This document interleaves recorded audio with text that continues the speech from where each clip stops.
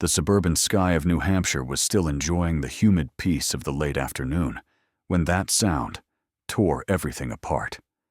It wasn't a siren, nor the bark of a dog. It was a raw, deep roar, carrying the smell of oil and rebellion. The weight of 4 Harley-Davidsons, each a gleaming mass of black metal and chrome, sent vibrations through the asphalt itself. The gang known as the Black Spades never stopped on Sugar Maple Lane, and they certainly never slowed down. Sarah's mother, Mrs. Williams, gingerly pulled her curtains shut. Her face was pale. She had recognized the insignia, a black shovel crossed with a burning skull, embroidered on the worn leather vests. Large, dark figures, bald heads, and heavily tattooed arms, as if they had ridden straight out of a dusty nightmare.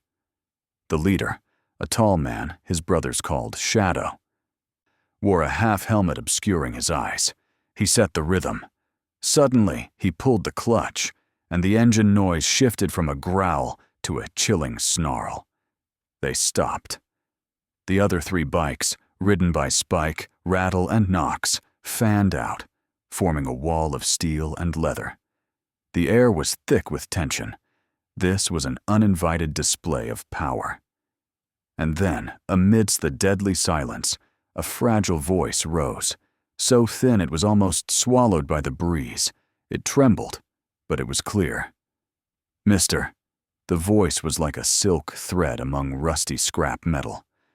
Would you buy my bike, please?" Shadow slowly removed his helmet. His face emerged, a map of old scars and stubble. His eyes, usually distant or cold, now focused on an image that couldn't be more contrasting. Standing by the fading lavender bushes was a small girl named Lily, with messy blonde hair. She wore a clean but thin yellow cotton sundress. Beside her was a pink bicycle, its basket old, its handlebars taped. In her hands was not a toy, but a piece of cardboard. Just 3 words were scrawled in blue marker: "For sale." The chrome reflected the girl and the bike like a mirror, innocence and desperation confronting a cruel world. Shadow inhaled deeply, the smell of gasoline and lavender mixing. He didn't look at the bike. He looked into Lily's eyes that seemed older than her age, carrying a kind of smoldering exhaustion only adults should bear. Behind her, under an oak tree 10 yards away, sat a figure wrapped in a thin blanket. It was Grace, Lily's mother. She leaned against the trunk, her skin pale, her face almost vacant, a living statue of collapse. Knox, the quiet giant of the group, tilted his head, his engine still crackling softly. They were here for another job, a debt, a warning. But everything had changed. Lily spoke again, her voice thin as paper, pleading. "My mom is very sick. I just need enough for bread, sir. You look like a good man." Shadow felt the only nerve left in his hardened soul twitch. Goodness, a word he had long dismissed as meaningless. A father who walked away, a son who never grew up. All those losses seemed to rush back into the eyes of this little girl. He knelt, leather rubbing against leather. "What happened, kid?" His voice was rough, like gravel grinding together. And then Lily began to tell him everything, about the hunger, the empty fridge, and the one name that caused it all. It was a name Shadow knew well: Mr. Sterling. Lily, between tiny sobs, recounted her mother, Grace, a hard worker who always maintained her pride and never begged. She was a barista at the upscale coffee chain Sterling Brews, a company owned by Mr. Sterling, a man whose smile shone brightly on every charity advertisement. "Mom asked for just a few more weeks," Lily choked out, clenching the cardboard until her knuckles were white. The company needed cuts. Mom said, "Please, I just need enough for medicine and rent." But Mr. Sterling, he just smiled. He told my mom she was replaceable. Shadow stood up straight. He didn't need to ask for more. That look of arrogance, the smug countenance of men who treat employees as disposable tools, was etched into his memory. He knew Sterling, not from charity galas, but from loan shark files, quiet lawsuits, and whispers of pension fund skimming. A man who built an empire on exploitation. And now, that exploitation had forced a child to sell her only possession just to survive. Spike, Rattle, and Knox had heard it all. None of them were saints. They had done bad things. But there was one line they never crossed: hurting innocent children. Their anger wasn't criminal rage, hot and meaningless. It was a cold fury, forged from witnessing repeated injustice. Shadow reached into his faded leather jacket. He pulled out a thick roll of cash. It wasn't payroll money. It was debt settlement money. He pressed it into Lily's hand, a surprisingly heavy block of paper. "Listen, kid." Shadow's voice was low, rough. "You keep the bike.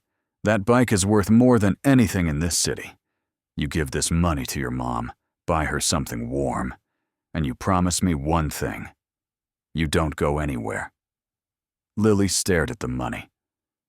Then up at Shadow, her eyes blinking in confusion. Shadow didn't wait for a reply. He turned, his face now a stone mask. He glanced at Knox and gave a single nod. Knox understood. The mission had changed. The original debt would wait. Justice, their kind of justice, needed to be served immediately. The three Harley-Davidsons roared to life simultaneously, cutting the silence like three blades. Shadow put on his helmet and led the charge, riding straight toward the city center, where the chrome faded against the steel and glass. 15 minutes later, the four bikes stopped in front of the Sterling Tower, a 40-story monument of glass and steel, shimmering like an arrogant diamond in the financial district. They didn't park in the visitor lot. They stopped right in front of the CEO's reserved spot. The Black Spades didn't need an appointment. Shadow walked first, his gait heavy and decisive. Spike, Rattle, and Knox followed, each step they took on the Italian marble floor causing a cold, echoing reverberation. The young, meticulously made-up receptionist saw them, and her face went blank. Their black leather and vests, covered in tattoos, contrasted sharply with the cream flooring and crystal lighting. "Excuse me, gentlemen." The receptionist tried to maintain composure. "Do you have an appointment? This area is—" Shadow didn't stop. He glanced at her name tag, reading Emily. "Emily," he said, his voice not loud, but enough to cut through the air conditioning. "We don't want to hurt you. Just stay put." They walked straight to the executive office at the end of the hall, a transparent glass box overlooking the entire city. Mr. Sterling was sitting inside. He was the epitome of success. Neatly combed gray hair, a Savile Row suit, and a thick gold watch on his wrist. He was smiling into his phone, a warm, artificial smile intended for potential donors. When Shadow and his three men walked in, without knocking and without permission, Sterling's smile evaporated. "What is this?" Sterling yelled, slamming the phone down. His voice was full of his usual self-righteous indignation and menace. "Who are you people? Security! Get these thugs out of here immediately!" But security didn't come. They were standing outside the door, too petrified by the presence of the Black Spades to act. Shadow walked up to Sterling's pristine mahogany desk, a surface so flawless that even a fingerprint was an insult. He didn't say a word. He just gently placed Lily's piece of cardboard down. The thin, dirty sign, hastily written in blue marker, lay starkly on the expensive wood. "For sale." "That," Shadow said, and his voice this time was very soft, yet it carried the weight of compressed vengeance. "That is the price of your greed." Sterling stared at the sign, his face, minutes ago the picture of power, now contorted in confusion and distaste. "I don't know what the hell you're talking about," Sterling stammered, trying to stand, but held captive by Shadow's stare. "This is my office. I have lawyers. You are trespassing." "Lily," Shadow cut him off, using only the name. The 6-year-old girl, standing on the sidewalk, selling her pink bicycle, to buy food for her mother. Her mother, Grace, who begged you for a few more weeks of work, and you told her she was replaceable. Sterling's hand trembled as he tried to pick up the sign. "That's business. Layoffs are a necessity," Sterling defended, regaining his fake arrogance. "She wasn't efficient. I have to protect shareholder interests." Rattle, standing closest to Shadow's right, took another step forward. Though he said nothing, his brute presence was enough to chill the room. "You built an entire empire creating an image of kindness," Shadow continued, his voice no louder, but every word sinking deeper. "You donate to children's charities while forcing a child to sell the only thing she owns. That's not business. That's cruelty." Sterling realized the difference. This wasn't the police. This wasn't a lawsuit.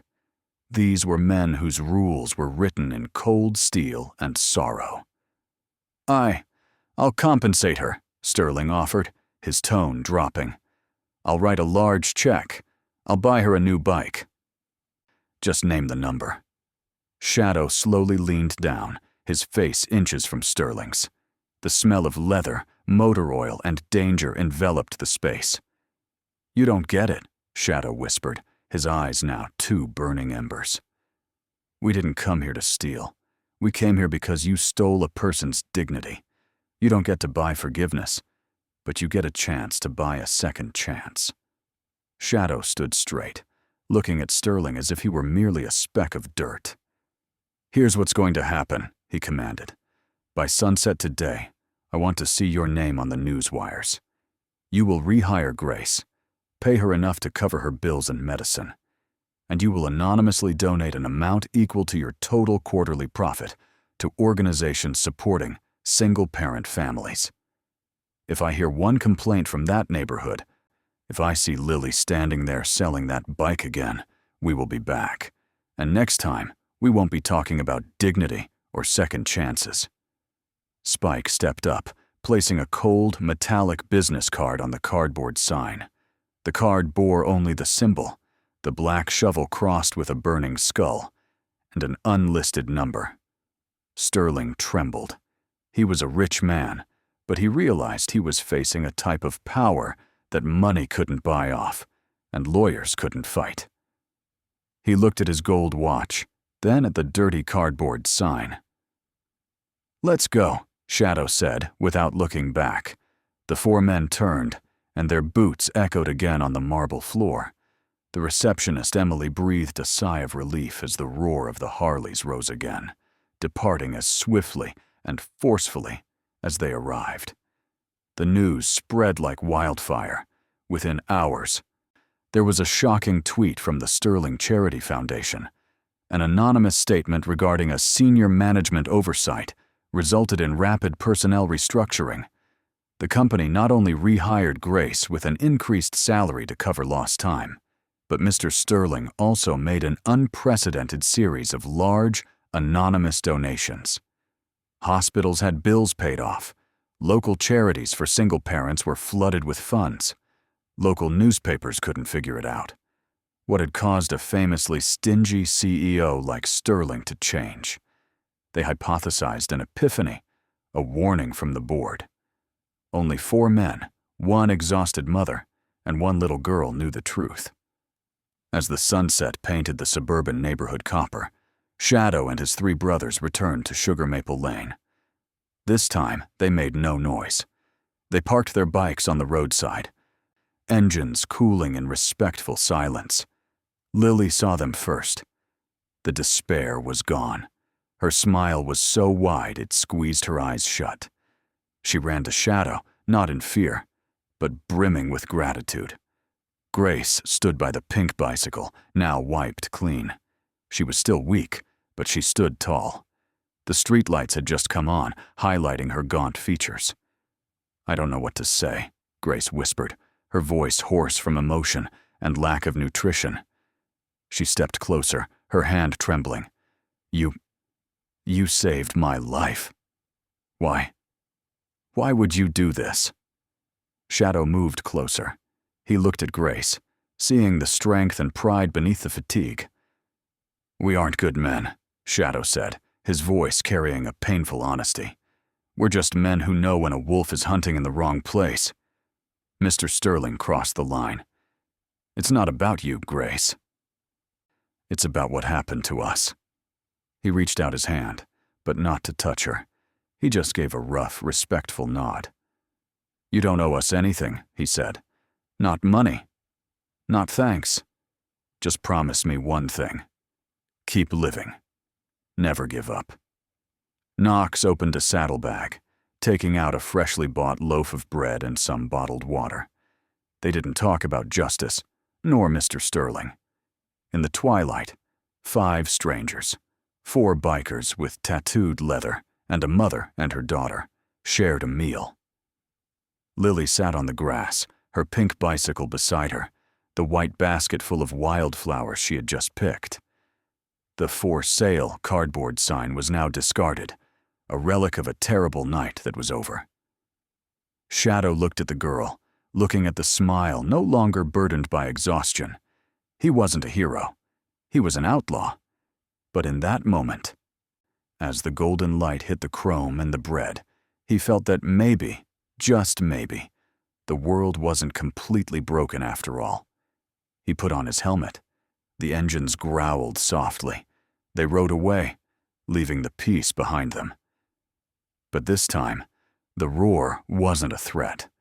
It was like distant thunder, signaling that justice, no matter where it came from, would always be present to protect the innocent. And inside Lily's bike basket was a metallic business card with the symbol of a black shovel crossed with a burning skull, an emblem of rough, unexpected kindness. If you were Grace, now with your job and money secured, what would be the first thing you'd do with this second chance? Do you believe in justice of the shadow? Share a moment when you witnessed unexpected kindness from people who didn't look the part. Compassion sometimes needs a Harley to be heard. If Shadow's story touched your heart and made you believe in unexpected kindness, like and share.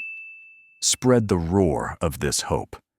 Every share is a beacon of light for those who need it. Subscribe. Join our community so you don't miss the next human stories of kindness appearing from the most unexpected places. Believe that every small act can create the roar of change.